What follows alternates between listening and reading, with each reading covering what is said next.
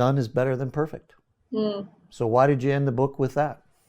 I ended the book with that quote because I, as I mentioned, am a endless tweaker. I can endlessly polish and hone, and I always think that anything I do, any piece of writing that I create can be better.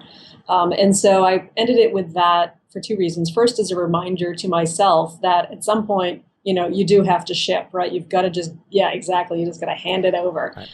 But the other reason why I wanted to put that in the book is because, with a book on writing, there's always going to be those people who will point out the typos to you. So it was just a reminder to my readers as well as to me.